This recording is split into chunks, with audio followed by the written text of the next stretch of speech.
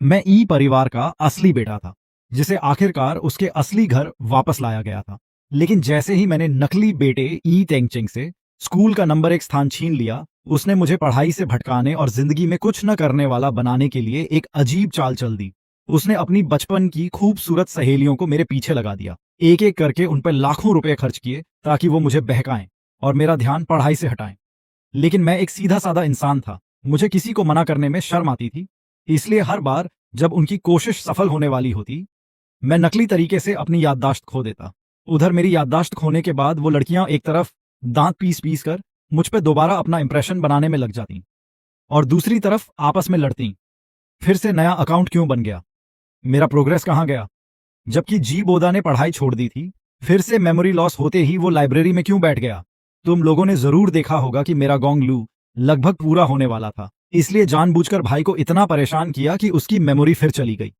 आखिरकार मैं गौकाओ का टॉपर बन गया और तब जाकर उन सभी लड़कियों को समझ आया कि उनके साथ क्या हो रहा था।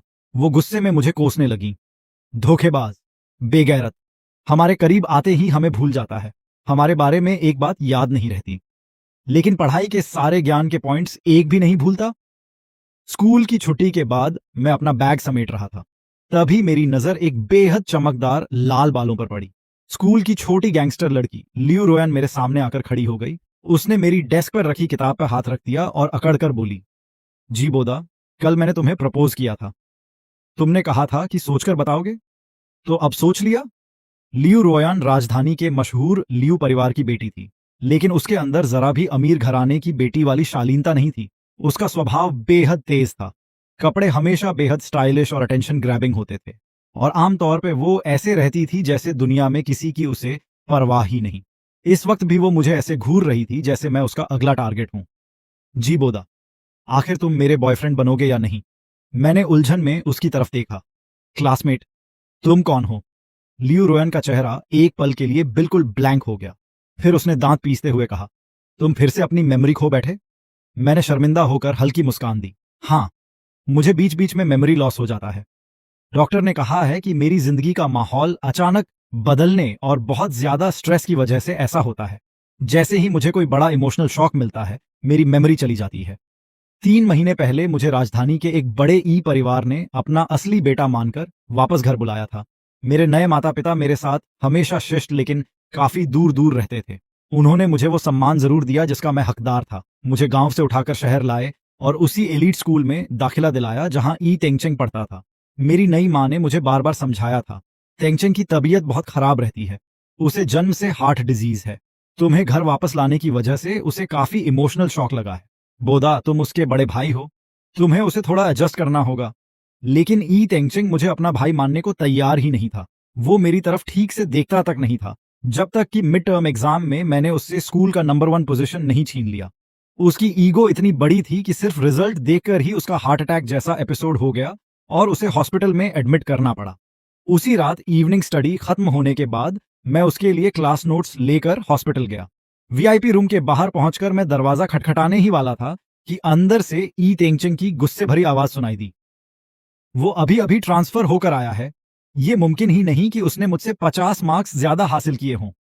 कौन जाने इस गांव के लड़के ने अपने मार्क्स कैसे बनाए होंगे। मैं वहीं रुक गया। दरवाजा थोड़ा खुला हुआ था। अंदर मैंने ई तेंगचेंग को देखा। उसके बेड के आसपास 3 बेहद खूबसूरत लड़कियां बैठी थीं। लियू रुओयान ने बेपरवाही से कहा, और कैसे आए होंगे? चीटिंग की होगी, लेकिन शायद मार्क्स कम करना भूल गया। ई तेंगचेंग ने गुस्से में दांत भींचे। फिर उसने अचानक ठंडी हंसी हंसते हुए कहा, यह सिर्फ पढ़ाई करने वाला गांव का लड़का है, शायद इसने जिंदगी में किसी लड़की का हाथ तक नहीं पकड़ा होगा। तुम में से कौन इसे अपनी तरफ अट्रैक्ट कर सकती है?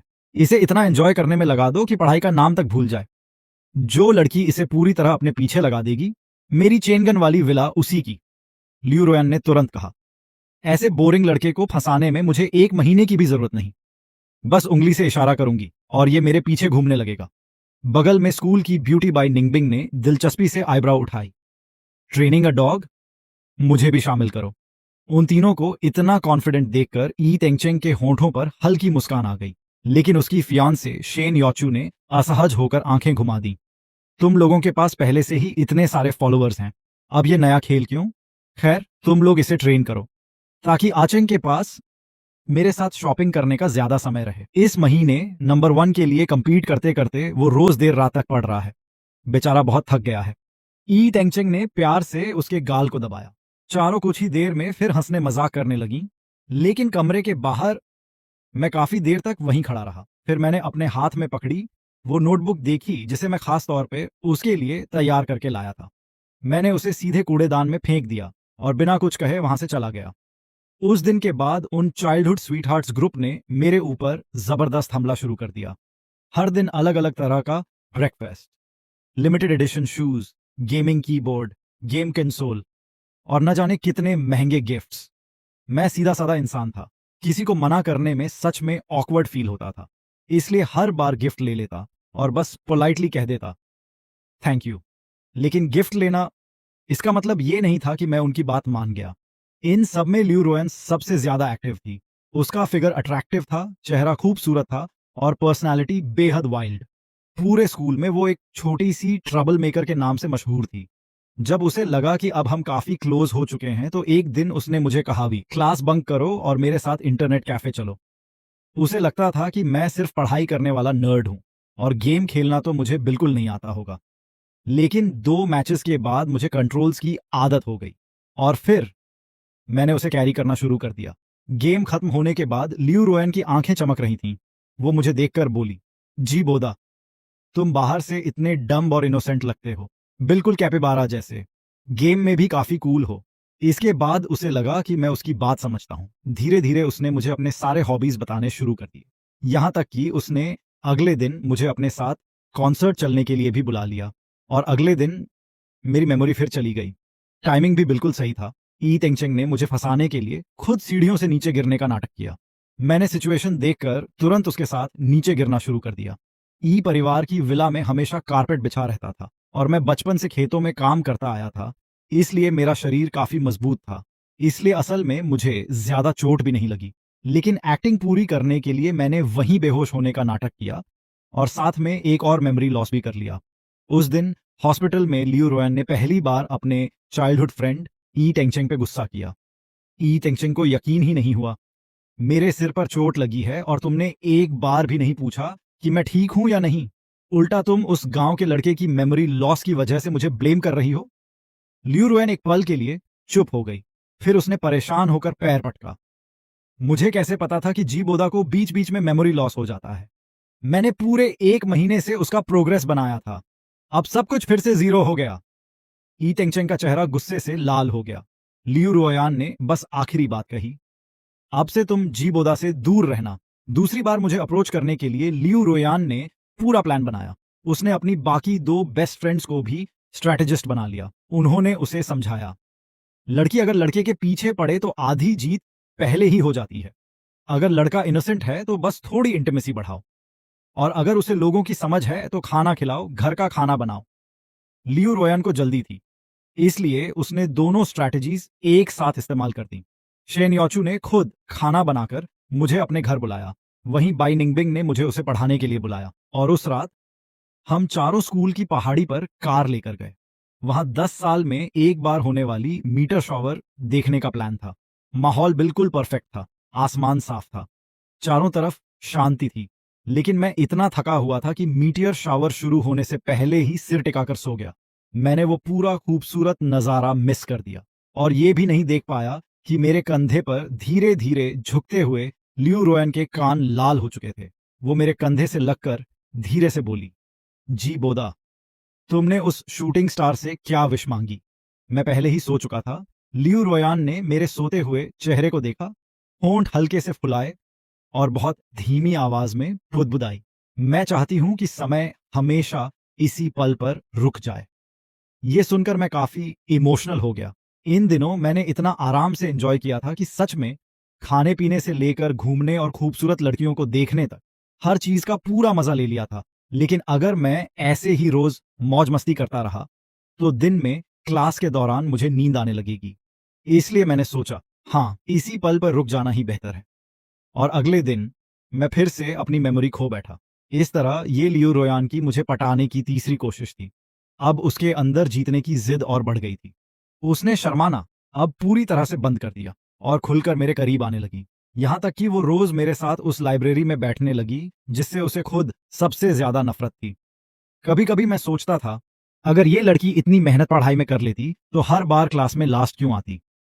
पिछले वीकेंड लियू रोयन को लगा कि अब सही समय आ गया है। उसने सोचा कि अब आखिरी चाल चलनी चाहिए, इसलिए उसने मेरे लिए एक इमोशनल ड्रामा तैयार किया।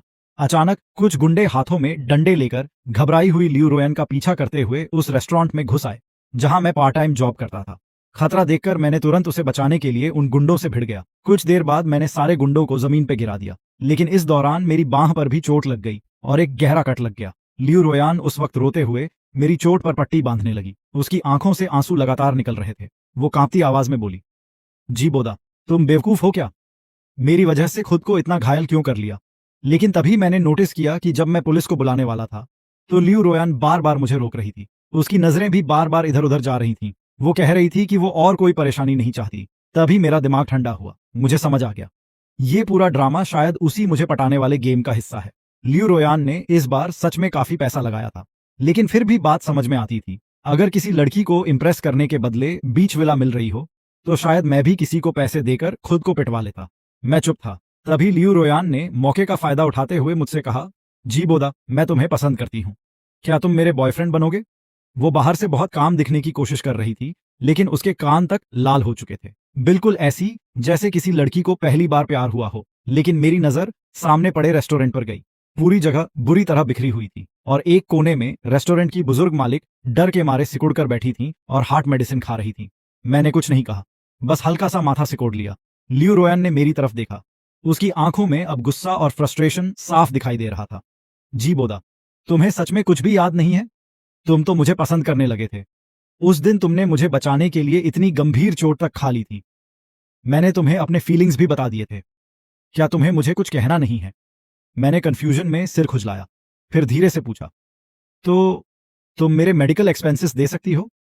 लियू रोयन का चेहरा देखकर लग रहा था जैसे उसका पूरा दिमाग हैंग हो गया हो। पहले वो बिल्कुल शॉक में रह गई, फिर पूरी तरह टूट गई। उसने मुझे 3 बार पटाने की कोशिश की थी। हर बार वो मेरे और करीब पहुंचती गई थी और इस बार तो उसे लगा था कि बस आखिरी कदम बाकी है। लेकिन मैं फिर से सब भूल गया। उसके गुस्से में आने से पहले ही मैं वहां से भाग निकला, क्योंकि वो मेरे पीछे दौड़ रही थी। मैं तेजी से आगे बढ़ रहा था। जैसे ही एक कॉर्नर पे मुड़ा, अचानक बगल से एक पतली बांह निकली।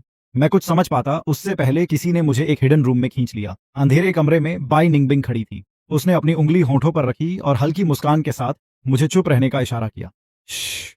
बाहर से लियू रोयान तेजी से गुजर गई। उसे बिल्कुल पता नहीं चला कि यहाँ एक सीक्रेट डोर भी है। जब उसके कदमों की आवाज दूर चली गई, तब बाई निंगबिंग ने अपना हैंडकरचीफ निकाला और आराम से अपने हाथ साफ किए। फिर बोली, आखिर लियू रोयान का चेहरा इतना खराब क्यों हो गया? बचपन से आज तक मैंने उसे पहली बार इतना फ्रस्ट्रेटेड देखा है। मैं हल्का सा हेजिटेट हुआ, लेकिन आखिरकार उसे पूरी बात बता दी। मैंने कहा, रोयान कह रही थी कि मेरी बांह की चोट उसे बचाते हुए लगी। वो ये भी कह रही थी कि मैं उसे पसंद करता हूं, लेकिन मुझे कुछ भी याद नहीं है। बाई निंगबिंग ने कुछ सेकंड तक मुझे गौर से देखा। मेरे चेहरे पर जेन्युइन कंफ्यूजन देखकर वो अचानक हंस पड़ी। रोयान तुमसे झूठ बोल रही है। ये चोट तुम्हें खुद गिरने से लगी थी। मैंने कंफ्यूज्ड होकर सिर हिला दिया। तभी बाई निंगबिंग अचानक मेरे थोड़ा करीब आई। वो हल्का सा पंजों पर उठी और शरारती अंदाज में आंखें झपकाईं। उसकी गर्म सांस मेरे करीब महसूस हुई। वो बोली, जी बोदा, मैंने तुम्हें एक बहुत बड़ी परेशानी से बचाया है, तो क्या तुम्हें इसका एहसान नहीं चुकाना चाहिए?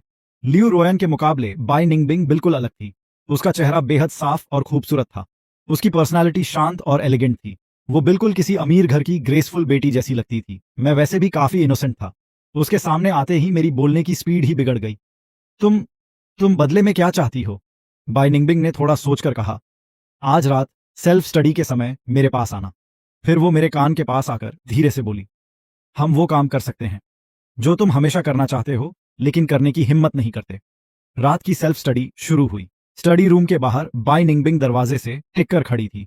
उसने छोटी प्लीटेड स्कर्ट और व्हाइट शर्ट पहन रखी थी। उसका कॉलर थोड़ा खुला हुआ था और उसकी सुंदर कॉलर बोन दिखाई दे रही थी। नॉर्मली जो लड़की बहुत कोल्ड और डिस्टेंट रहती थी, आज उसका पूरा लुक बिल्कुल अलग था। मुझे देखकर वो मुस्कुराई।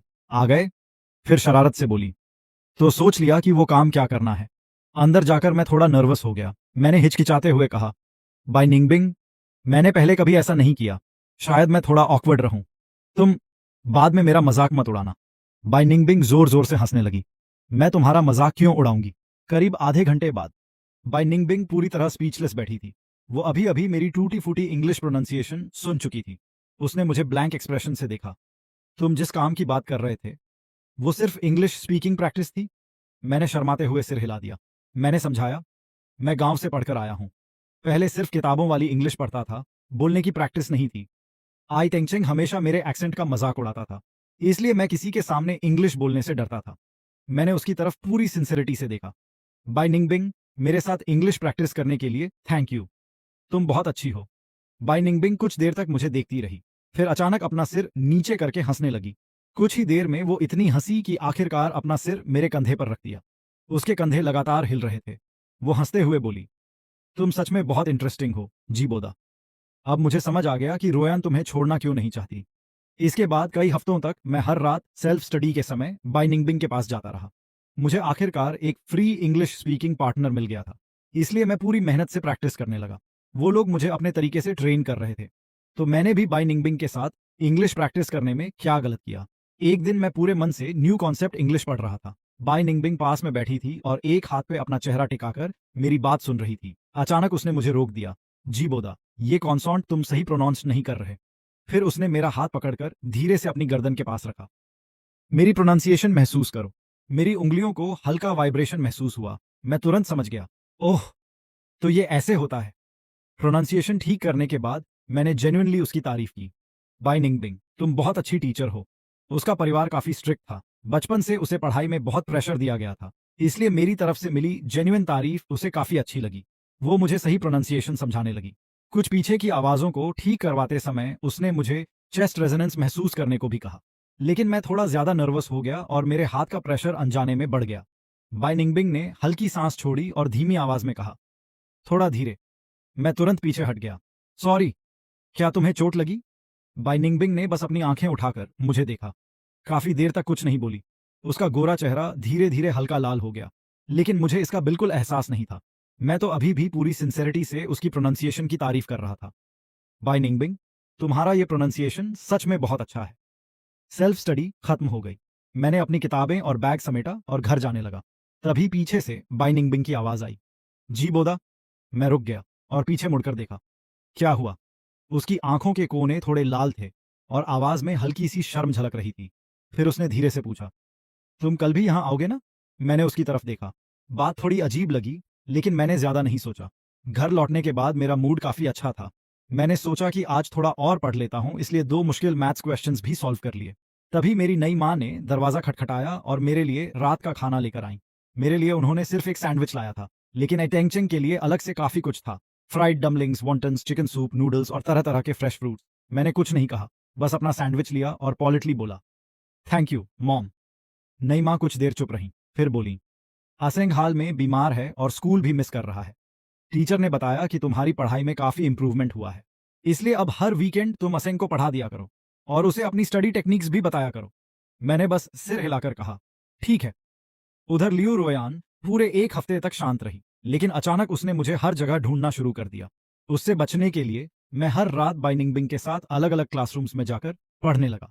बाय निंगबिंग भी बिना कुछ कहे हर रात मेरे साथ क्लासरूम बदल लेती थी। एक दिन उसने अचानक पूछा, जी बोदा, क्या तुम रोयान से बहुत नफरत करते हो? मैंने कंधे उचकाते हुए कहा, ऐसी बात नहीं है, बस मुझे कुछ भी याद नहीं है, इसलिए मुझे समझ नहीं आता कि उसके सामने कैसे बिहेव करूं। फिर मैंने कहा, और रोयान का पर्सनालिटी थोड़ा ज्यादा एक्सट्रीम है, तुम उससे ज्यादा जेंटल हो। बाय निंगबिंग ने हल्का सा सिर हिलाया और वापस अपनी किताब पढ़ने लगी, लेकिन उसके गाल हल्के गुलाबी हो गए थे। रोयान के बिल्कुल ऑपोजिट बाय निंगबिंग स्टूडेंट काउंसिल की प्रेसिडेंट थी। उसके मार्क्स बहुत अच्छे थे, वो पार्टीज में नहीं जाती थी, बाल नहीं रंगती थी और शराब जैसी चीजों से भी दूर रहती थी। उसका नेचर जेंटल और ग्रेसफुल था, फिर भी उसके अंदर एक सही अमाउंट की दूरी बनी रहती थी। टीचर्स की नजर में वो आइडियल स्टूडेंट थी और लड़कों के लिए स्कूल की सबसे खूबसूरत लड़की।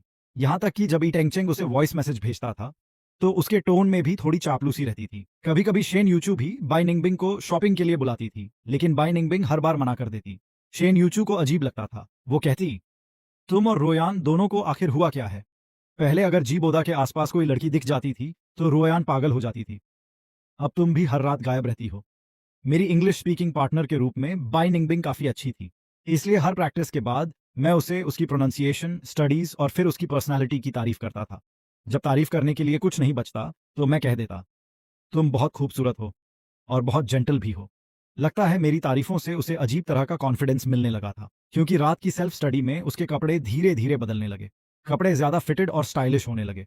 सच कहूं तो उनका लुक थोड़ा ज्यादा बोल्ड था, लेकिन मैं बहुत इनोसेंट था और दूसरों की पर्सनल चॉइसेस का सम्मान करता था। इसलिए मैंने बस मन में सोचा, शहर के लोग सच में बहुत अलग तरीके से रहते हैं। और फिर वापस मैथ्स करने लगा। आखिर बाई निंगबिंग कितनी भी अट्रैक्टिव हो, मैथ्स से ज्यादा डेंजरस कुछ नहीं। एक दिन हम दोनों रूम 209 में पढ़ रहे थे। आज बाई निंगबिंग ने अपने कपड़े पूरी तरह ठीक से पहने हुए थे, फिर भी उसका चेहरा कुछ ज्यादा ही लाल लग रहा था। वो बार बार मुझे देखकर कुछ कहना चाहती थी, लेकिन फिर रुक जाती। तभी डिंग, उसके फोन पे मैसेज आया। उसने मैसेज पढ़ा और अचानक घबराकर बोली, बुरी खबर है। रोयन को पता चल गया है कि हम रूम 209 में हैं। वो यहां आ रही है। हमें तुरंत जाना होगा। लेकिन हम क्लासरूम से बाहर निकल पाते उससे पहले ही कॉरिडोर में फुटस्टेप्स सुनाई देने लगे। बाई निंगबिंग घबरा गई और तुरंत क्लासरूम की लाइट बंद कर दी। मुझे ये देखकर अजीब लगा। मैंने सोचा, इतना डरने की क्या जरूरत है, हमने तो कुछ किया भी नहीं है। अंधेरे में फुटस्टेप्स सीधे हमारे क्लासरूम के बाहर आकर रुक गए। दरवाजे के बाहर से रोयन की आवाज आई, जी बोदा, मुझे पता है तुम अंदर हो। बाहर आओ, हमें बात करनी है। मुझे समझ आ गया कि अब छिपने का कोई फायदा नहीं। मैं दरवाजा खोलने वाला था, लेकिन तभी बाई निंगबिंग ने मेरा स्लीव कसकर पकड़ लिया। अंधेरे में उसकी आंखें चमक रही थीं। उसने बिना कुछ बोले सिर हिलाकर मुझे रोक दिया। बाहर रोयान ने गहरी सांस ली, फिर धीरे से बोली, जी बोदा, तुम्हें मेमोरी लॉस हुआ है, इसलिए तुम मुझे याद नहीं करते। मैं ये समझती हूँ। मुझे शायद तुम्हें इतना फोर्स नहीं करना चाहिए। कुछ देर बाद उसने फिर कहा, बस, मुझे बहुत इनसिक्योरिटी होती है। फिर उसकी आवाज़ थोड़ी भारी हो गई। शुरुआत में तुम्हारे मुझे भूल जाने पर मुझे बहुत गुस्सा आया। मुझे बहुत दुख हुआ। मैं सोचती थी कि शायद किसी दिन तुम्हारी मेमोरी वापस आएगी। तुम पछताओगे, मेरे पास आकर मुझे मनाओगे और अपने पुराने बिहेवियर के लिए सॉरी बोलोगे। लेकिन धीरे धीरे उसे एक और डर सताने लगा। मुझे डर लगने लगा कि कहीं तुम्हें कभी कुछ याद ही ना आए। कहीं तुम हमारे पुराने अच्छे मोमेंट्स और हमारे फ्यूचर को हमेशा के लिए भूल ना जाओ। उसकी आवाज़ में अब हल्का सा रोना था। फिर उसने कहा, इसलिए मैंने फैसला कर लिया है। तुम्हें याद नहीं है तो कोई बात नहीं। मैं हर बार तुम्हारी तरफ 99 कदम चलूंगी। तुम्हें सिर्फ एक कदम मेरी तरफ आना है। फिर उसने बहुत धीरे से कहा, दरवाज़ा खोल दो, मुझे अंदर आने दो। अंदर बाई निंगबिंग लगातार मुझे देख रही थी। उसने नोटिस किया कि रोयन की बातें सुनकर मेरा एक्सप्रेशन बदल रहा था। तभी बाई निंगबिंग का चेहरा अचानक डार्क हो गया। उसने मेरा हाथ पकड़ लिया और अपनी तरफ खींच लिया। मैं कुछ समझ पाता उससे पहले ही उसने मुझे अपने करीब कर लिया। मैं पूरी तरह कंफ्यूज्ड रह गया। बाई निंगबिंग मेरे कान के पास आकर धीरे से बोली, जी बोदा, ये सरप्राइज मैं आज तुम्हारे लिए तैयार करके लाई थी, लेकिन पूरा मूड खराब हो गया। उसने मेरी तरफ देखते हुए कहा, मैं नहीं चाहती कि रोयन हमें देखे। उससे कह दो कि तुम उससे नहीं मिलना चाहते। उसे वापस जाने को कह दो। मैं पूरी तरह नर्वस हो गया। मुझे समझ ही नहीं आ रहा था कि क्या करूं। आखिरकार मैंने दरवाजे की तरफ देखकर हकलाते हुए कहा, रोयान, तुम तुम वापस चली जाओ। मैं अभी तुमसे नहीं मिलना चाहता। लेकिन बाई निंगबिंग अभी भी मेरा हाथ पकड़े हुए थी। मेरी हालत पहले से ही खराब थी। घबराहट में मेरे हाथ से अनजाने में उसकी पकड़ थोड़ी खिंच गई। बाई निंगबिंग ने हल्की आवाज निकाली। अंधेरे और खामोशी में वो आवाज बाहर तक साफ सुनाई दे गई। बाहर रोयान तुरंत शांत हो गई। फिर उसकी आवाज अचानक ठंडी पड़ गई, अंदर कौन है? जी बोदा, तुम्हारे साथ कोई और है। बाई निंगबिंग ने खुद को संभालते हुए मेरे कान के पास फुसफुसाया, उसे बताओ कि क्लासरूम में सिर्फ तुम अकेले हो। लेकिन मैं झूठ बोलने में वैसे भी बहुत खराब था। इतने टेंशन में तो और भी बुरा हाल था। मैंने हकलाते हुए कहा, वो कह रही है कि क्लासरूम में सिर्फ मैं अकेला हूं। बाहर अचानक पूरी तरह साइलेंस हो गया। इतनी खामोशी थी कि मुझे सिर्फ बाई निंगबिंग की तेज सांसें सुनाई दे रही थीं। कुछ मिनट तक बाहर से कोई आवाज नहीं आई। मैंने सोचा, शायद रुयान यहां से चली गई। तभी बाई निंगबिंग का फोन अचानक बज उठा। अंधेरे क्लासरूम में उसकी रिंगटोन किसी एक्सप्लोजन जैसी लगी। बाई निंगबिंग ने घबराकर तुरंत कॉल काट दिया। लेकिन तब तक बहुत देर हो चुकी थी। बाहर कुछ सेकंड्स तक पूरी खामोशी रही। फिर रोयन की ठंडी आवाज आई, अच्छा, बहुत अच्छा। और अगले ही पल धड़ धड़ धड़ वो पूरी ताकत से क्लासरूम के दरवाजे पर मारने लगी। उसकी आवाज गुस्से और जेलसी से कांप रही थी। मैंने तुम्हें अपनी बेस्ट फ्रेंड माना था और तुमने ही मुझे धोखा दे दिया। जब मैंने तुमसे पूछा था कि जी बोदा की मेमोरी वापस नहीं आ रही तो क्या करूं, तुमने मुझे कहा था कि कुछ महीने उसे इग्नोर करो। फिर रोयन गुस्से में चिल्लाई, तो ये सब इसलिए था ताकि तुम्हें मौका मिल सके। तुम मेरी जगह लेने की प्लानिंग कर रही थी।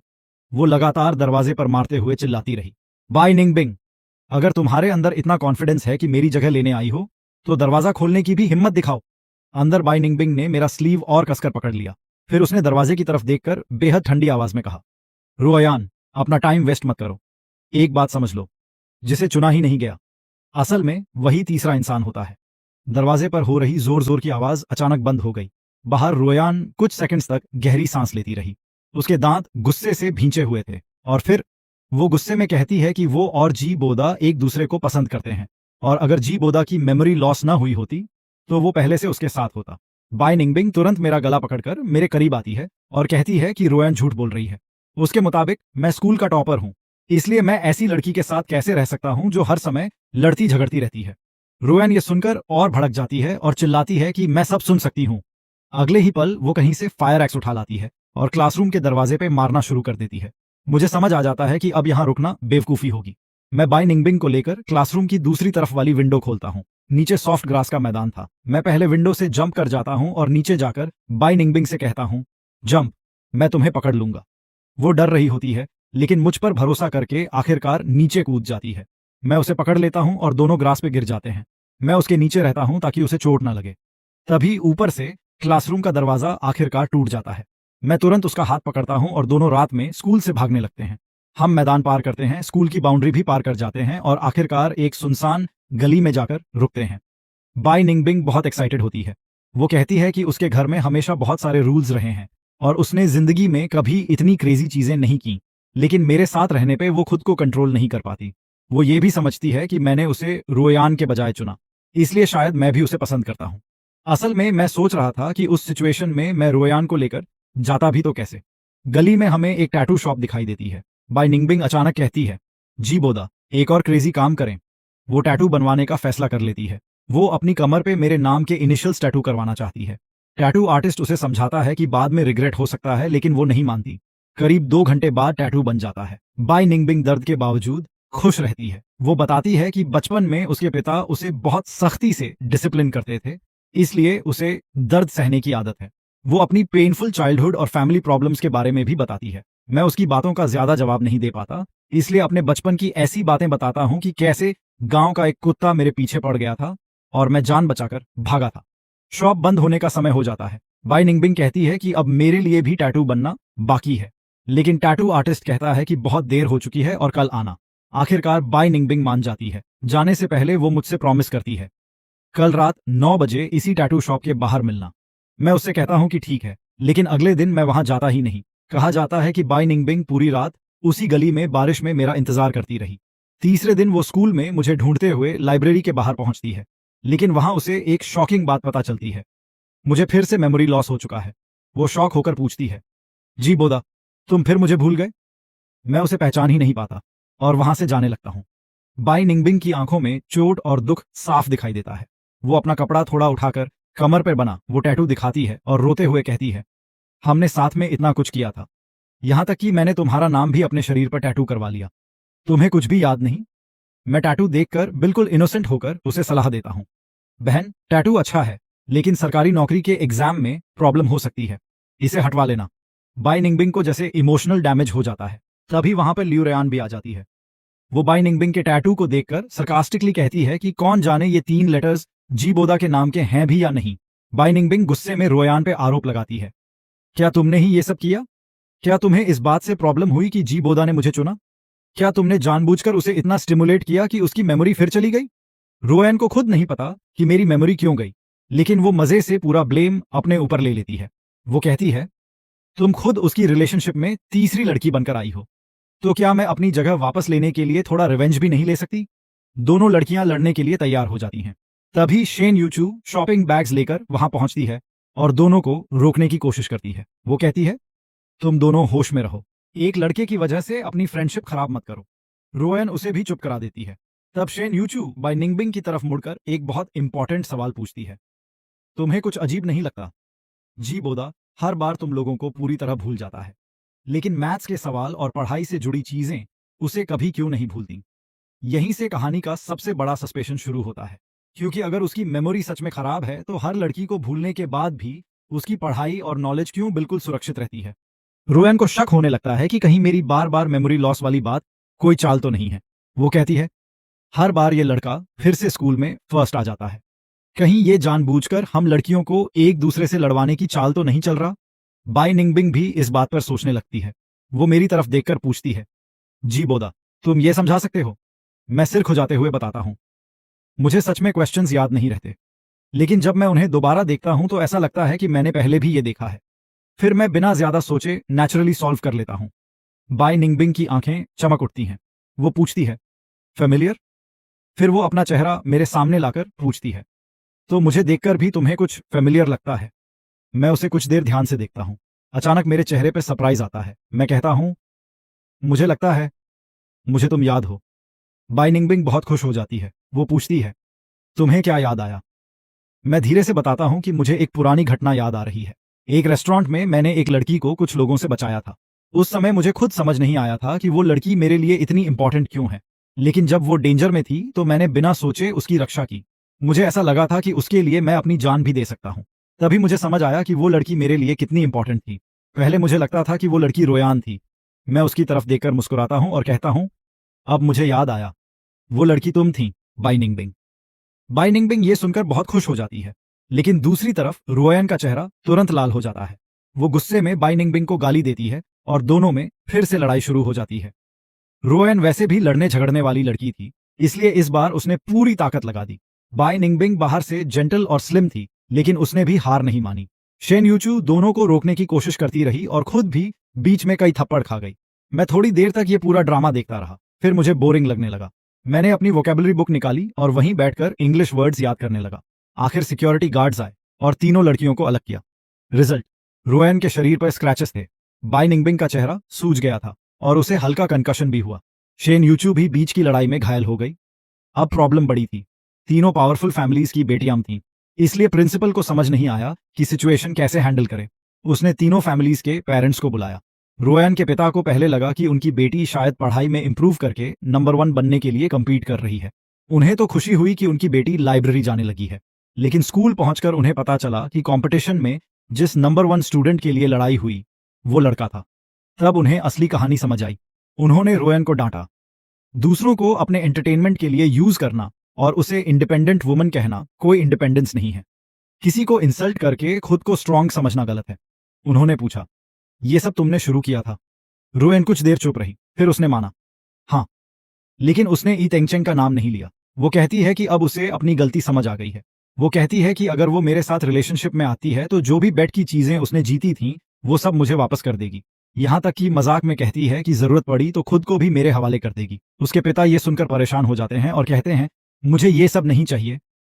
फिर फैसला होता है कि रोयन को घर पे पनिशमेंट मिलेगा। इसके बाद मुझे भी स्कूल क्लिनिक में बुलाया जाता है। रोयन के पिता पूरी बात बताते हैं और अपनी बेटी से मुझे अपॉलॉजी करवाना चाहते हैं, लेकिन मेरे नए पिता तुरंत कहते हैं, कोई जरूरत नहीं, लड़का है, इतनी छोटी बात के लिए लड़की से अपॉलॉजी करवाना भी ठीक नहीं।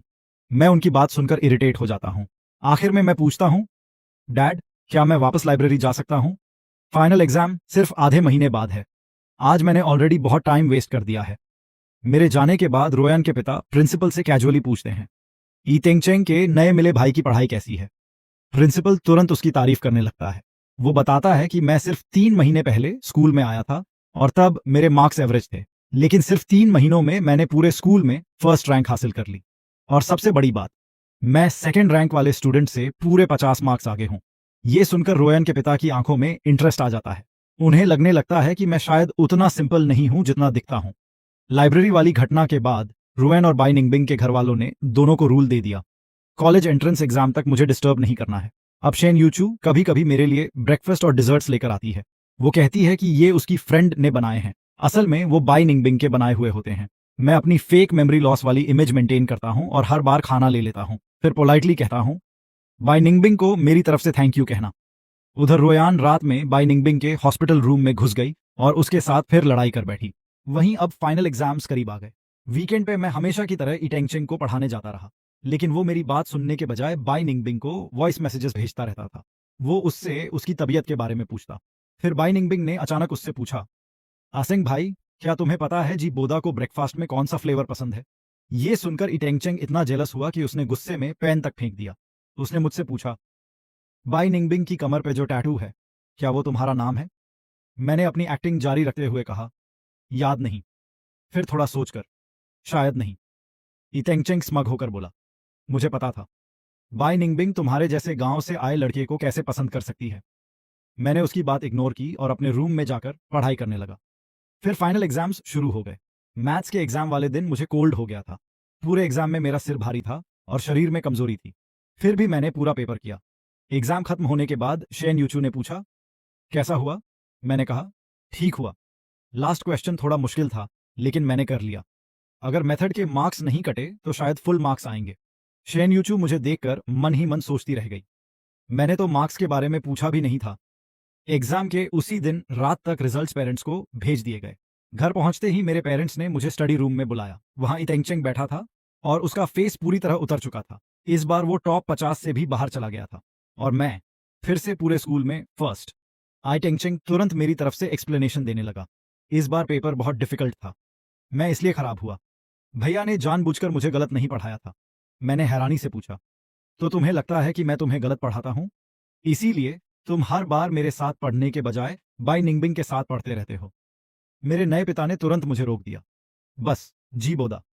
वो मुझे उल्टा डांटने लगे कि मुझे पता था इतेंगचेंग बीमारी के कारण क्लास मिस करता है। फिर भी मैंने उसे ठीक से नहीं पढ़ाया। मैंने उनकी बातों का जवाब देना छोड़ दिया। मुझे अचानक लगा कि ये सब आर्ग्यू करना बेकार है। मैं सीधे अपने कमरे में गया, दरवाजा लॉक किया और फिर से क्वेश्चन सॉल्व करने लगा। बाहर मेरे पेरेंट्स दरवाजा पीटते रहे। तुम हमें अपने पेरेंट्स मानते भी हो या नहीं? लेकिन मैंने हेडफोन्स लगाए और पढ़ाई जारी रखी। अगले दिन स्कूल में एनुअल पेरेंट्स मीटिंग थी। नाम पेरेंट्स मीटिंग था, लेकिन असल में ये रिच फैमिलीज के लिए अपनी वेल्थ और बच्चों की अचीवमेंट्स दिखाने का बड़ा इवेंट था। पहले इंडिविजुअल सब्जेक्ट्स के टॉप 10 स्टूडेंट्स को अवार्ड दिया गया। ई टेंगचेंग इंग्लिश में टॉप 10 में आया था। मेरे नए पिता उसके साथ स्टेज पर गए। उन्होंने स्कूल को अपनी फैमिली की तरफ से महंगी इंग्लिश बुक्स डोनेट की।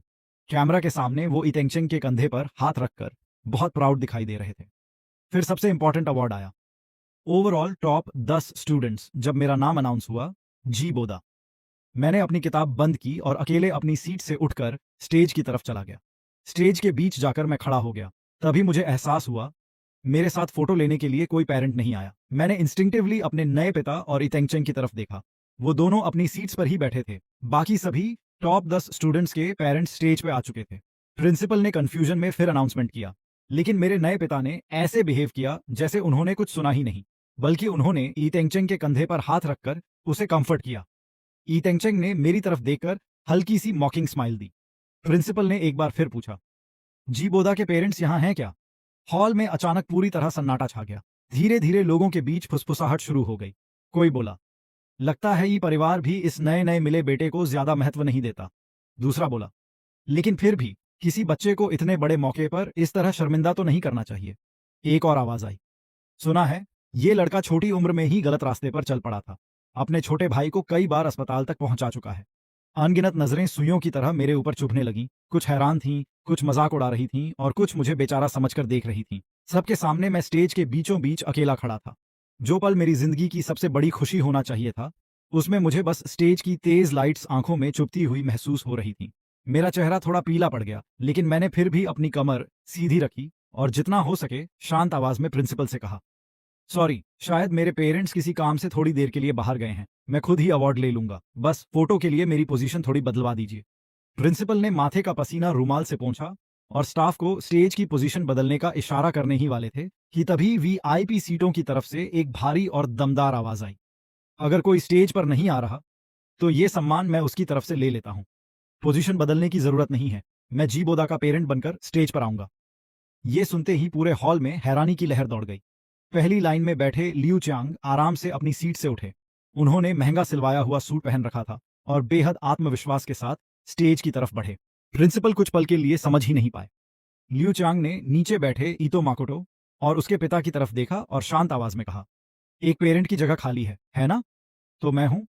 कोई परेशानी है? प्रिंसिपल ने तुरंत सिर हिलाया, नहीं, बिल्कुल नहीं। ऑडियंस में फिर से धीमी लेकिन तेज फुसफुसाहट शुरू हो गई। मैंने सही देखा? लियू परिवार के सीईओ खुद स्टेज पर आए हैं। आज ही परिवार ने सच में हद कर दी। बच्चे ने ईयर फर्स्ट किया है। अगर पहले की किसी गलती के लिए उसे सबक सिखाना था, तब भी इतने बड़े मौके पे उसे अकेला खड़ा नहीं करना चाहिए था। किसी और ने कहा, मेरी बेटी ने जी बोदा का जिक्र किया था। कहती है कि वो ज्यादा बोलता नहीं, बस पढ़ाई में लगा रहता है। लेकिन जब भी उससे कोई सवाल पूछो, बहुत पेशेंटली समझाता है। मुझे नहीं लगता ऐसा बच्चा इतना बुरा हो सकता है। लियू चांग मेरे पास आकर खड़े हो गए और प्रिंसिपल को आंखों से इशारा किया। अब अवार्ड शुरू कर सकते हैं। अजीब बात थी। अभी कुछ देर पहले जब मैं अकेला खड़ा था, तब भी मैं खुद को संभाल पा रहा था, लेकिन अब जब कोई मेरे साथ खड़ा था, तो मैं उल्टा थोड़ा घबरा गया। मैंने हिचकिचाते हुए कहा, आप मेरी तरफ से स्टेज पे आए हैं। फिर अचानक मुझे कुछ याद आया। वो लियू रोयान कहाँ है? लियू चांग ये सुनकर हंस पड़े। उन्होंने कहा, उस लड़की ने आज तक कौन सा अवार्ड जीता है? आखिरकार प्रिंसिपल और स्टाफ स्टेज पर आ गए। मैंने प्रिंसिपल के हाथ से अपना सर्टिफिकेट लिया, जबकि लियू चांग ने मेरे लिए भारी भरकम गोल्डन ट्रॉफी उठा ली। धड़ाम! पटाखों जैसी आवाज के साथ स्टेज पर गोल्डन कन्फेटी बरसने लगी। सुनहरी पट्टियां मेरे सिर और कंधों पर गिरने लगीं। पूरे हॉल में आखिरकार जोरदार तालियां गूंज उठीं। ये नजारा देखकर नीचे बैठे परिवार के पिता पुत्र दोनों के चेहरे सफेद पड़ गए। लियू चांग कैमरे के सामने मुस्कुराते हुए कुछ सोचने लगे। फिर उन्होंने धीरे से कहा, छोटे जी, मैं तुम्हें ऐसे बुला सकता हूं? मैंने सिर हिला दिया। उन्होंने धीमी आवाज में कहा, रोयान ने तुम्हारे साथ जो मजाक किया था, उसे लेकर मैंने बहुत सोचा कि आखिर तुम्हें इसकी भरपाई कैसे करूं। मुझे भी नहीं पता कि तुम्हें क्या पसंद है। उन्होंने हाथ में पकड़ी गोल्डन ट्रॉफी मेरी तरफ बढ़ाई और एक एक शब्द पर जोर देते हुए कहा, आज तुम्हारे ईयर फर्स्ट आने की खुशी में मैं तुम्हारे नाम पर स्कूल में एक स्कॉलरशिप शुरू करने का फैसला करता हूं, और उसका पैसा रोयान के ट्रस्ट फंड से आएगा। क्या कहते हो? मैं कुछ बोल पाता, उससे पहले ही लियू चांग ने प्रिंसिपल के सामने यह फैसला अनाउंस कर दिया। प्रिंसिपल ने माइक पकड़ते हुए खुशी से कहा, लियू डोंग के इस जनरस डोनेशन के लिए स्कूल की तरफ से बहुत बहुत धन्यवाद। हॉल में एक बार फिर तालियां गूंज उठीं। ईतो माकोटो और उसके पिता अब वहां और रुक नहीं पाए। मीटिंग खत्म होने से पहले ही दोनों जल्दी जल्दी वहां से निकल गए, और कुछ ही समय बाद ईतो माकोटो फिर अस्पताल पहुंच गया। गर्मियों की छुट्टियां शुरू होते ही ये परिवार की हवेली का माहौल और भी ज्यादा तनावपूर्ण हो गया। मेरे नए पेरेंट्स का रवैया मेरे प्रति पूरी तरह ठंडा और बेरुखा हो चुका था। एक रात डिनर के समय मैंने काफी सोचने के बाद खुद ही कहा, मिस्टर और मिसेज ई, अगले सेमेस्टर में मैं हॉस्टल में रहने के लिए अप्लाई करना चाहता हूं। दोनों ने गुस्से में चॉपस्टिक तक टेबल पर पटक दी। हॉस्टल? लोग हमारे ही परिवार के बारे में क्या सोचेंगे? जी बोदा, क्या तुम्हें लगता है कि अब तुम्हारे पास कोई बड़ा सपोर्टर आ गया है, इसलिए तुम्हारे पंख निकल आए हैं? क्या तुम्हें लगता है कि अब हम तुम्हें कंट्रोल नहीं कर सकते? जब तक तुम्हारी पढ़ाई पूरी नहीं हो जाती, तब तक हम तुम्हारे गार्डियंस हैं। मैंने कुछ नहीं कहा, जल्दी से खाना खत्म किया और अपने कमरे में चला गया। अगली सुबह मैं बहुत जल्दी घर से निकल गया। पूरा दिन लाइब्रेरी में बैठकर पढ़ाई करता रहा। शाम को जब मैं ही परिवार की हवेली वापस आया, तो वहां कोई नहीं था। न नौकर थे, न गार्ड्स। यहां तक कि हवेली के मेन गेट का पासवर्ड भी बदल दिया गया था। लगता था ये भी मुझे सबक सिखाने का एक और तरीका था। मुझे घर के बाहर ही बंद कर दिया गया था। मेरे पास कोई ऑप्शन नहीं था, इसलिए मैं सीढ़ियों पर बैठकर अपना स्कूल बैग गोद में रखे चुपचाप सामने देखने लगा। तभी शॉपिंग बैग्स से लदी हुई शेन योचू वहां से गुजर रही थी। ई परिवार और शेन परिवार पुराने फैमिली फ्रेंड्स थे, और दोनों की हवेलियां भी पास पास थीं। उसने मुझे देखा और थोड़ी देर हिचकिचाने के बाद मेरे पास आ गई। वो बोली, अचेंग ने बताया कि सब लोग मालदीव्स वेकेशन पर गए हैं। तुम उनके साथ नहीं गए? मैंने सच सच बता दिया। किसी ने मुझे बताया ही नहीं। उनके फोन भी बंद हैं और घर का पासवर्ड भी बदल दिया गया है। मैं अंदर नहीं जा सकता। शेन योचू कुछ पल के लिए चुप हो गई। फिर थोड़ी झिझक के बाद वो मेरे पास सीढ़ियों पर बैठ गई। हम दोनों कुछ देर तक चुप रहे। उसने अपने बालों को कान के पीछे किया और हल्के लाल चेहरे के साथ पूछा, तो अभी तुम्हारे पास जाने के लिए कोई जगह नहीं है? मैंने सिर हिला दिया। वो फिर पूछती है, सारे क्वेश्चंस भी कर लिए? मैंने फिर सिर हिला दिया। अब कंफ्यूज्ड हो कि क्या करना है। मैंने तीसरी बार भी सिर हिला दिया। शेन योचू ने अचानक ताली बजाई। ग्रेट, तो फिर मेरे साथ शॉपिंग करने चलो। मैं कुछ देर चुप रहा, फिर बात बदलते हुए बोला, शेन योचू, क्या तुम मेरी एक हेल्प कर सकती हो? उसने पलकें झपकाईं। क्या हेल्प? हेल्प करने के बाद मेरे साथ शॉपिंग चलोगे? मैंने बेबसी से कहा, वो सब बाद में, पहले मुझे अपने घर ले चलो। मुझे वहां से एक चीज उधार चाहिए। आधे घंटे बाद मैं शेन परिवार के बेसमेंट से मिली एक कुल्हाड़ी हाथ में लिए खड़ा था। मैंने एक लात मारकर यी परिवार की हवेली का वो दरवाजा खोल दिया जो पहले ही कुल्हाड़ी के वार से लगभग टूट चुका था। फिर मैंने कुल्हाड़ी हैरान खड़ी शेन योचू को वापस देते हुए कहा, थैंक्स, ये तरीका भी तुम्हारी उस दोस्त से ही सीखा है। मैंने शेन योचू को कुछ समझने का मौका नहीं दिया और सीधे ऊपर जाकर अपना सामान पैक करने लगा। सारा सामान रखने के बाद मैंने थोड़ा सोचा, फिर नीचे गया, कुल्हाड़ी दोबारा उठाई और वापस ऊपर चला गया। इसके बाद मैंने हवेली के हर कमरे के दरवाजे को काट काट कर बर्बाद कर दिया। मुझे बाहर बंद किया था ना, अब किसी के पास दरवाजा ही नहीं रहेगा। सारे दरवाजे बर्बाद करने के बाद मैं इतो माकोटो के कमरे में भी गया। उसका कंप्यूटर, गेमिंग फिगर और बाकी सामान भी मैंने कुल्हाड़ी से तोड़ डाला।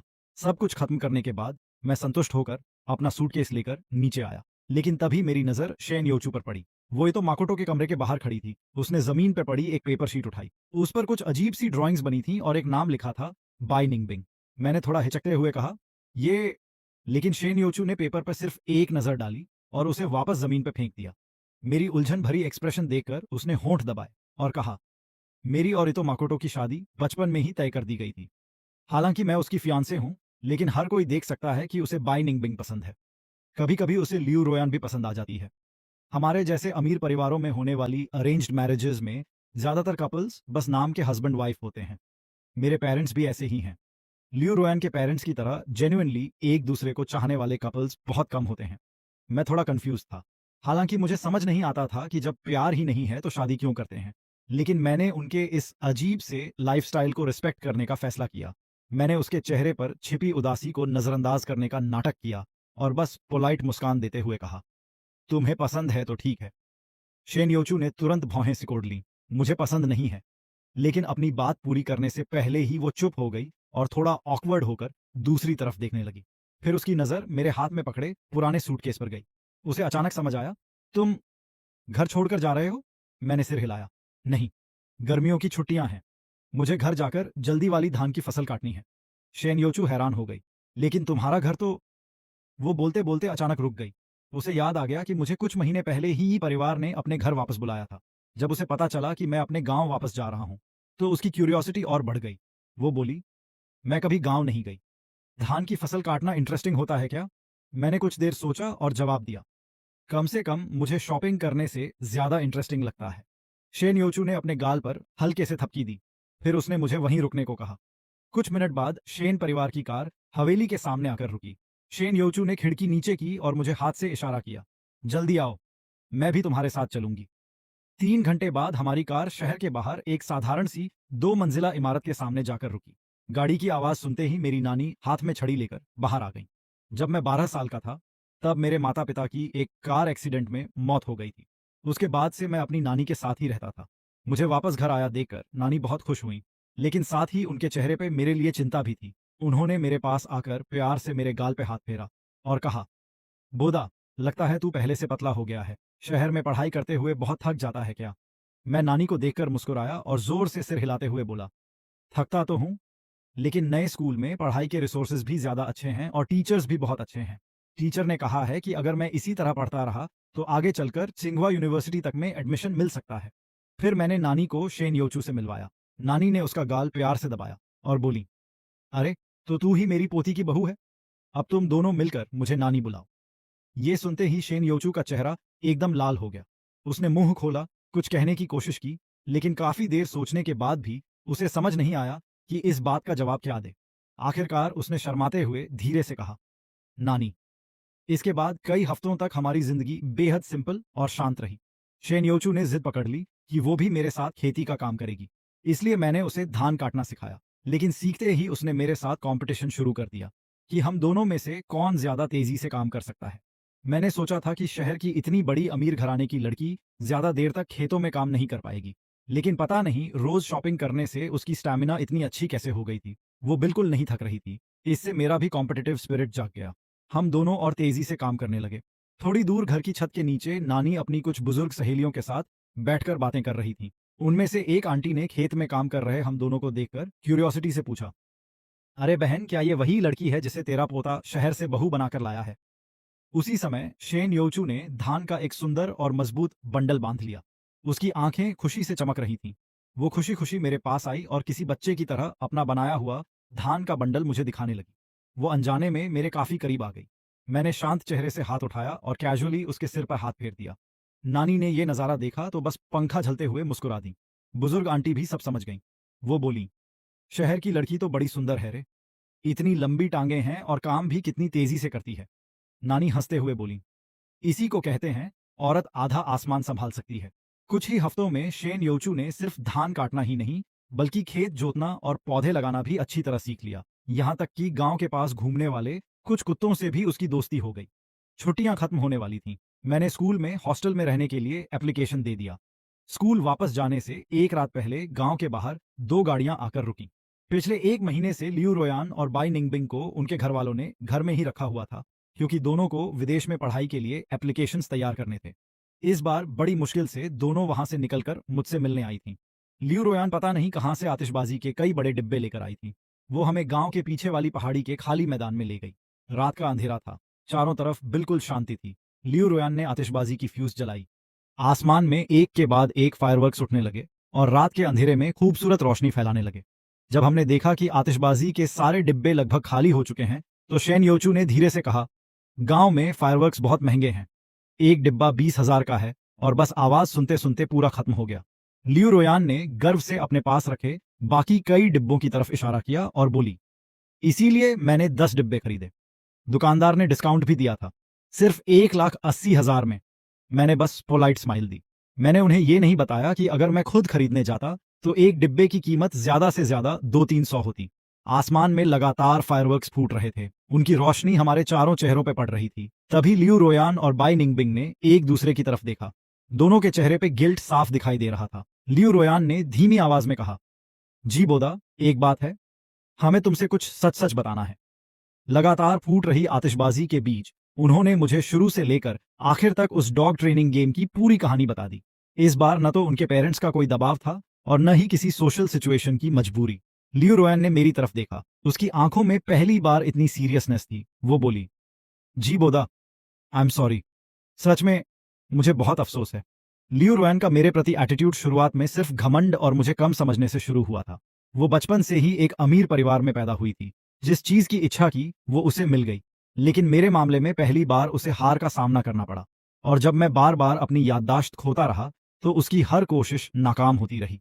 धीरे धीरे उसका पुराना घमंड और नफरत एक ऑब्सेशन में बदल गया। मैंने ये नहीं कहा कि मैंने उसे माफ किया है या नहीं, बस आसमान में चमकती आतिशबाजी को देखते हुए बोला, लियू अंकल ने मेरी मदद की है, इसलिए अब मैं तुम्हें दोष नहीं दूंगा। रोयान, तुम्हारे पिता बहुत अच्छे इंसान हैं। लियू रोयान ने शायद मेरी बात का कुछ और ही मतलब निकाल लिया। उसके कान हल्के हल्के लाल हो गए। वो बोली, हाँ, मेरे पापा भी तुम्हें बहुत पसंद करते हैं। वो तुम्हारी बहुत तारीफ करते हैं। जैसे जैसे वो बोलती गई उसकी आवाज धीमी होती गई। आखिर में वो शर्म से लाल होकर पानी लेने के बहाने वहां से चली गई। उसके जाते ही बाई निंगबिंग चुपचाप मेरे पास आकर खड़ी हो गई। वो बोली, जी बोदा, मुझे भी बहुत अफसोस है। शुरुआत में मैं भी तुम्हारे बारे में गलत सोचती थी, लेकिन बाद में तुम्हारे साथ रहते हुए मैंने देखा कि तुम कितनी मेहनत करते हो और किसी भी बाहरी चीज से अपना फोकस नहीं हटने देते। तुम्हारी यही पर्सनालिटी धीरे धीरे मुझे अपनी तरफ खींचने लगी। ये कहते हुए उसने शर्म से नजरें झुका ली। उसका सफेद चेहरा हल्का गुलाबी हो गया। बाई निंगबिंग की खूबसूरत शक्ल ऐसी थी कि उसे देखकर अक्सर लोग ये भूल जाते थे कि दूसरों के साथ उसका एटीट्यूड कितना एरोगेंट और कमांडिंग हो सकता है। वो लियू रोयान के मेरे करीब आने से जेलस होती थी। फिर मेरे साथ बार बार होने वाली उन एम्बिग्युअस सिचुएशंस में वो खुद भी धीरे धीरे उस एक्साइटमेंट की आदी हो गई। सच कहूं तो लियू रोयान की तुलना में बाई निंगबिंग खुद को और भी ज्यादा सही समझती थी। मैं बस मुस्कुराता रहा और कुछ नहीं बोला। बाई निंगबिंग ने हल्की सांस छोड़ते हुए कहा, जी बोदा, मुझे पता है कि तुम्हें कुछ याद नहीं है, लेकिन मैं तुम्हारे साथ फिर से शुरुआत करने को तैयार हूं। चाहे 1,000 बार हो या 10,000 बार, मैं हर बार तुम्हारे साथ शुरुआत से शुरू करना चाहती हूं। उसकी बातों में छिपी ऑब्सेशन को महसूस करके मैंने बिना कुछ जताए धीरे से दूसरी तरफ मुड़ने की कोशिश की, लेकिन तभी मेरी टक्कर शेनयोचू से हो गई। मैंने इंस्टिंक्टिवली उसके कंधे पकड़कर उसे संभाला और तुरंत हाथ पीछे कर लिया। शेनयोचू ने सिर झुका लिया। उसकी आवाज बहुत धीमी थी, सॉरी जी बोदा, मुझे पहले उनके साथ मिलकर वो सब नहीं करना चाहिए था। आगे से हर साल गर्मियों की छुट्टियों में हम साथ वापस आएंगे और नानी की धान की फसल काटने में उनकी मदद करेंगे। उसी समय आसमान में एक और शानदार फायरवर्क फूटा। लियू रोयान वापस आ चुकी थी। माहौल बदलने के लिए बाई निंगबिंग ने अचानक पूछा, जी बोदा, तुम्हारी मेमोरी लॉस बीमारी जन्म से है? क्या इसका कोई इलाज नहीं है? ये सुनकर लियू रोयान और शेन योचू भी मेरी तरफ देखने लगी। मैंने कुछ देर सोचा और कहा, मुझे पहली बार यह प्रॉब्लम उसी दिन हुई थी जिस दिन मुझे ई परिवार में वापस ले जाया गया था। उस दिन बहुत तेज बारिश हो रही थी। रास्ते में मैं पूरी तरह भीग गया था और मुझे हल्का बुखार भी था। जब मैं ई परिवार की हवेली पहुंचा तो नौकरों को मेरे साइज के हिसाब से कपड़े ढूंढने में काफी समय लगा। आखिर में उन्हें एक फुटबॉल जर्सी मिली। नहाकर जब मैं बाहर आया और इतो माकोटो ने मुझे वो कपड़े पहने देखा तो वो अचानक गुस्से से पागल हो गया। बिना कुछ पूछे वो मेरे ऊपर हमला करने दौड़ पड़ा। मैंने लगभग इंस्टिंक्टिवली पलटकर उसे मार दिया। उसके बाद ईतो माकोटो ने अपना सीना पकड़ लिया और लगभग बेहोश हो गया। तभी मुझे पता चला कि वो जर्सी उसके बचपन की सबसे खास साइंड जर्सी थी और ईतो माकोटो को जन्म से हार्ट डिजीज भी थी। उसे इतना परेशान देखकर ये परिवार के दोनों पेरेंट्स मुझ पर बुरी तरह भड़क गए। उन्होंने मुझे आदेश दिया, घुटनों के बल बैठो और आचेंग से माफी मांगो। अभी इसी वक्त मैंने अपने पेरेंट्स से मिलने का बहुत इंतजार किया था, लेकिन पहली बार सामने आने पर ही उनके चेहरे पर मेरे लिए नफरत और गुस्सा था। उन्होंने मुझे घुटनों पर बैठने का आदेश दिया। मैं जिद करके वहीं खड़ा रहा। आखिर में ये पिता ने मेरे घुटने के पीछे जोर से लात मार दी। उस वक्त मुझे हल्का बुखार था। मेरे घुटने जमीन से टकराए और मेरे पूरे शरीर में कभी ठंड तो कभी तेज गर्मी महसूस होने लगी। जैसे ही मैं घुटनों पर गिरा, मुझे लगा मेरी सेल्फ रिस्पेक्ट भी उसी पल पूरी तरह कुचल दी गई है। इसलिए मैंने संघर्ष करते हुए खुद को दोबारा खड़ा किया और दांत भींचकर उसके साथ नजरें मिलाता रहा। बाद में मुझे तेज बुखार हो गया और मैं बेहोश हो गया। जब होश आया तो सामने वाईआई परिवार के पति पत्नी खड़े थे। उनकी एक्सप्रेशंस काफी कॉम्प्लिकेटेड थी। मैंने इंस्टिंक्टिवली फिर से अपनी मेमोरी लॉस वाली एक्टिंग शुरू कर दी। ऐसा जताया जैसे मुझे अभी हुई सारी बातें याद ही नहीं हैं। मैंने साफ देखा था। न्यू मॉम की आंखों में एक पल के लिए राहत की झलक आई थी। तभी मुझे लगा कि शायद मेरी ये मेमोरी लॉस असल में मेरे दिमाग का एक तरह का सेल्फ प्रोटेक्शन मैकेनिज्म है। मैंने बहुत शांत आवाज में कहा, जैसे किसी और की कहानी सुना रहा हूं। लेकिन ये सब बातें मुझे बाद में यी परिवार की कुक ने बताई थी। मुझे कुछ याद नहीं है, इसलिए नेचुरली मुझे इसके बारे में कोई खास फीलिंग भी नहीं है। पूरा कमरा शांत हो गया। असल में चाहे यी परिवार का कोल्ड एटीट्यूड हो या फिर चाइल्डहुड फ्रेंड्स की वो डॉग ट्रेनिंग गेम, हो सकता है कि इन चीजों ने कभी मुझे अंदर से चोट पहुंचाई हो, लेकिन मैंने खुद को कभी विक्टिम नहीं समझा। सालों पहले एक नर्स की लापरवाही की वजह से 2 न्यूबॉर्न बेबीज आपस में बदल गए थे।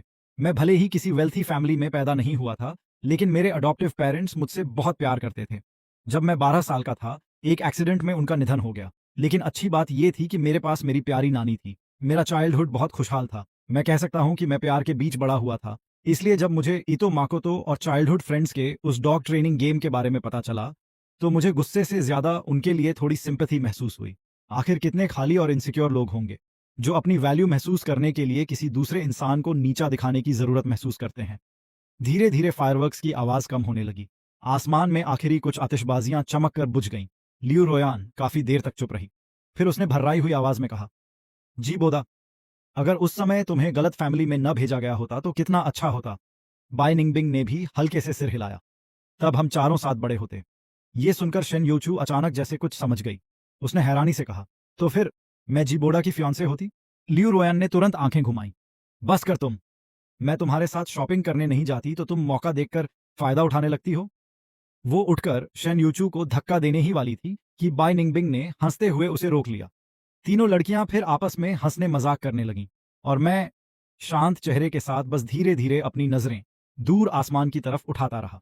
गाओकाओ यानी चाइनीज कॉलेज एंट्रेंस एग्जाम अब करीब था। लियू रोयान और बाकी दोनों ने जैसे आपस में तय कर लिया था कि अब वो मेरी पढ़ाई डिस्टर्ब नहीं करेंगी। मैं एकेडमी के सिंगल डॉर्मेटरी रूम में शिफ्ट हो गया। अब मुझे ईतो माकोतो को भी पढ़ाने की जरूरत नहीं थी। यिडुन एकेडमी की फीस काफी ज्यादा थी, लेकिन लियू दोंग द्वारा मेरे नाम पर शुरू की गई स्कॉलरशिप की रकम उससे भी कहीं ज्यादा थी।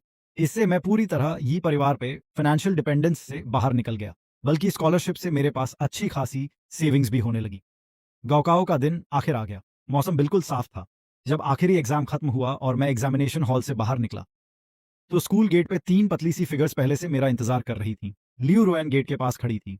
मुझे देखते ही उसकी आंखें चमक उठीं और वो एक बॉक्स ऑफ फायरवर्क्स लेकर मेरी तरफ दौड़ी। बाय निंगबिंग उससे थोड़ा पीछे थी। आज उसने खास तौर पर खुद को तैयार किया था। उसने एक एलिगेंट व्हाइट ड्रेस पहनी हुई थी। मेरे पास आते ही उसके शरीर से हल्की सी स्वीट फ्रेग्रेंस आई। वो मुस्कुराई और अपने हाथ में पकड़ा हुआ डेलिकेट केक मेरी तरफ बढ़ाया। जी बोडा, एग्जाम में बहुत मेहनत की है, इसलिए मैंने सोचा तुम्हें कुछ ऐसा दूं जो सच में काम आए। ये सुनते ही लियू रोयन की आंखें खतरनाक तरीके से सिकुड़ गईं। वो कुछ बोलने ही वाली थी कि तभी दूर से शेन यूचू की आवाज आई, जी बोदा, चलो नानी के घर वापस चलना है धान काटने। रिजल्ट वाले दिन मैंने रिजल्ट देखने के लिए वेबसाइट खोली। जैसा मुझे उम्मीद थी, स्क्रीन पे कुछ भी दिखाई नहीं दे रहा था। रिजल्ट इंफॉर्मेशन ब्लॉक्ड थी। बाद में मुझे पता चला कि सिंघुआ और पेकिंग यूनिवर्सिटी के एडमिशन ऑफिसेज ने यी परिवार को लगातार कॉल्स करना शुरू कर दिया था। जब मेरे पिता ने मुझे फोन किया तो उनकी आवाज में अजीब सी झिझक थी। बोदा, तुम पूरे प्रोविंस में फर्स्ट आए हो, कंग्रेचुलेशंस। उसी समय मुझे पता चला कि ईटो मकोटो के ग्रेड 12 में लगातार गिरते रिजल्ट्स की वजह से उसका मेंटल स्टेट खराब हो गया था। आखिरकार गाँव के दौरान उसने चीटिंग कर दी और उसका रिजल्ट कैंसिल कर दिया गया। फोन पर मेरे पिता कुछ देर चुप रहे, फिर बोले, बोडा, तुम्हारी माँ को इस बात से बहुत बड़ा शॉक लगा है। अभी वो सिटी के बाहर हिलसाइड विला में रेस्ट कर रही है। उसकी हालत अच्छी नहीं है। क्या तुम एक बार वापस आ सकते हो? मैं कुछ देर सोचता रहा, फिर मैंने कहा, ठीक है। Hillside villa. मैं मास्टर बेडरूम में गया। बेड पर ये मैडम लेटी हुई थी। मुझे अंदर आते देखकर उनके चेहरे पर थोड़ी ऑकवर्डनेस दिखाई दी। ऐसा लग रहा था जैसे वो चाहती थीं कि पहले मैं कुछ बोलूं, लेकिन मुझे सच में समझ नहीं आ रहा था कि क्या कहूं। इसलिए कुछ देर हम दोनों बस एक दूसरे को देखते रहे। आखिर मैं बेड के पास गया और अपनी जेब से एक बैंक पासबुक निकाली। मैंने कहा, ये मैडम, इसमें मेरी सेविंग्स हैं, लगभग 1 लाख युआन।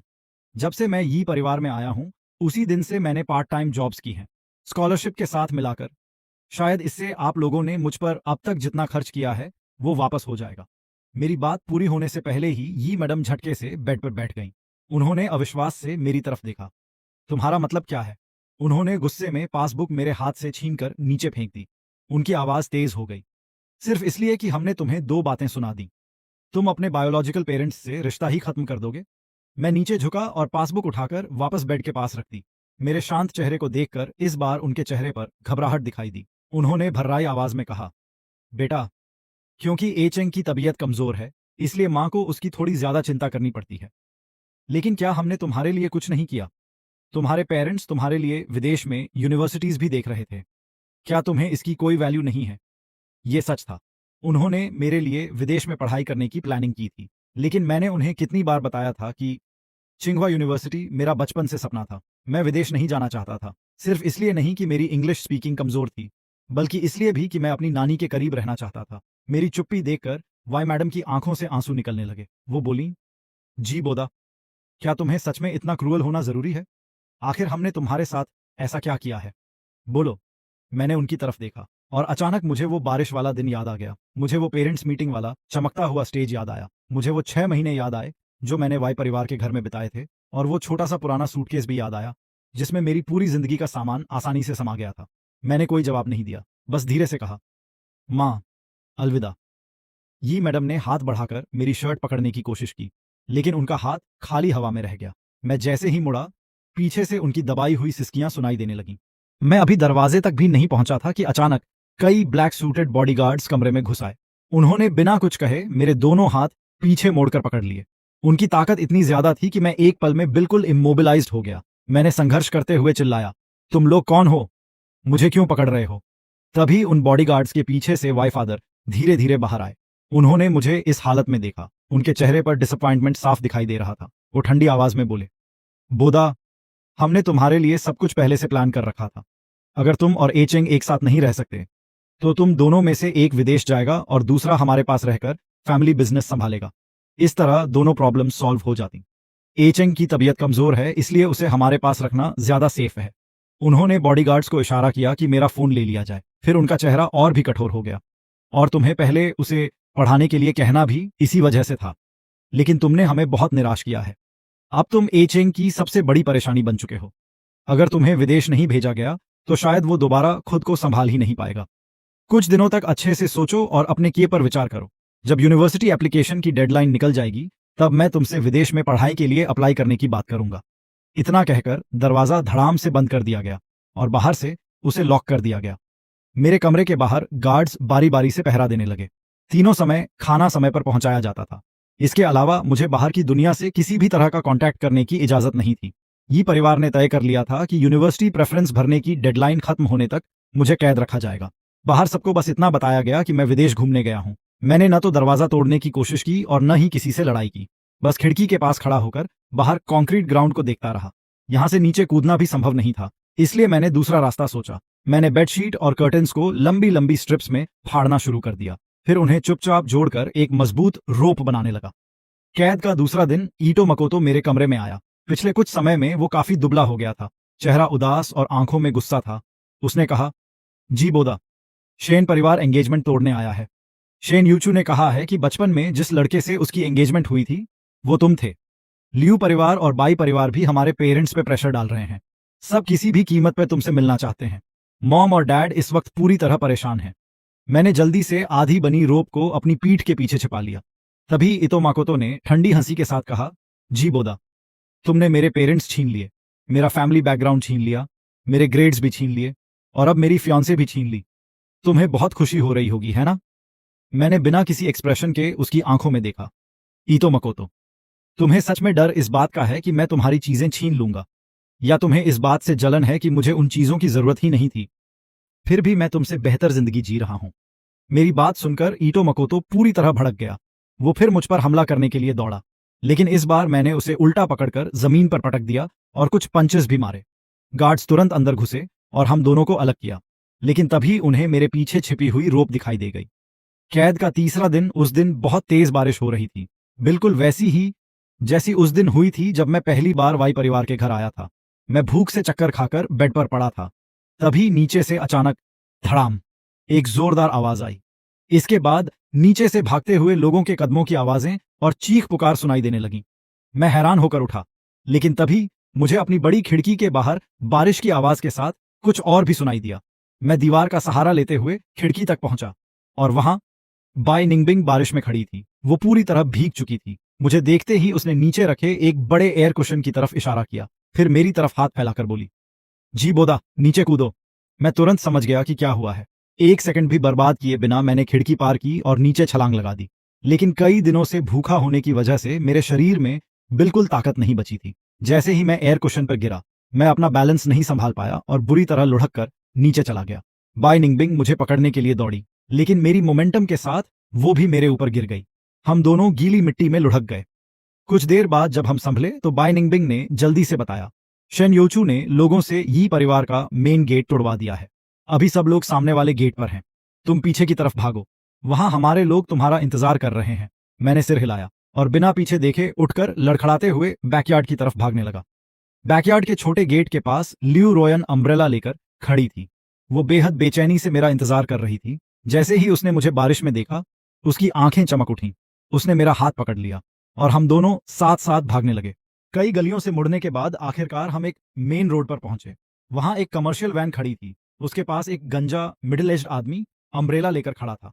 लियू रोयन को देखते ही वो हमारे पास आया और बोला, बेटी, ये सब क्या हो रहा है? तुमने तो कहा था कि इस इलाके में कोई वाइल्ड प्रोविंशियल चैंपियन घूम रहा है। तभी मेरी नजर उस वैन पर पड़ी। उसके शरीर पर सिंघवा यूनिवर्सिटी एडमिशंस ऑफिस का लोगो लगा हुआ था। मैंने तुरंत हाथ उठाया। टीचर, वो मैं हूं। मैं वैन की बैक सीट में चढ़ गया, लेकिन जैसे ही मैं डोर बंद करने वाला था, लियू रोयान ने मेरा हाथ पकड़ लिया। उसने बिना कुछ कहे मेरी जेब में एक बैंक कार्ड डाल दिया। बारिश के बीच उसके बालों से पानी टपक रहा था, लेकिन उसके चेहरे की स्माइल हमेशा की तरह कॉन्फिडेंट और ब्राइट थी। वो बोली, जी बोडा, इस कार्ड में 5 मिलियन युआन है। मेरे डैड ने तुम्हें देने के लिए कहा है। मैंने हैरानी से कार्ड को देखा। उस पर एक छोटा सा स्टिकर चिपका हुआ था, एक गोल्डन ट्रॉफी का स्टिकर। वही ट्रॉफी जो मुझे उस दिन मिली थी जब ल्यूडोंग ने मेरी जगह पेरेंट बनकर स्टेज पर मेरे साथ अवार्ड लिया था। दूर से लोगों की आवाजें लगातार करीब आ रही थीं। ल्यू रॉयन का चेहरा अचानक बदल गया। उसने ड्राइवर से कहा, अंकल जल्दी चलिए, वरना देर हो जाएगी। ड्राइवर ने तुरंत वैन स्टार्ट कर दी। माउंटेन रोड बारिश लगातार तेज होती जा रही थी। विंडशील्ड वाइपर्स तेजी से चल रहे थे। ड्राइवर बार बार रियर व्यू मिरर में देख रहा था। उसके माथे पर पसीना था। वो बोला, पीछे कई कैडिलैक एस्केलेड लगी हुई हैं। ये लोग कौन हैं? मैंने पीछे मुड़कर देखा। बारिश के बीच कई गाड़ियां हमारा पीछा कर रही थीं। मैं जानता था, अगर उन्होंने मुझे पकड़ लिया तो वाई परिवार मुझे जबरदस्ती विदेश भेज देगा।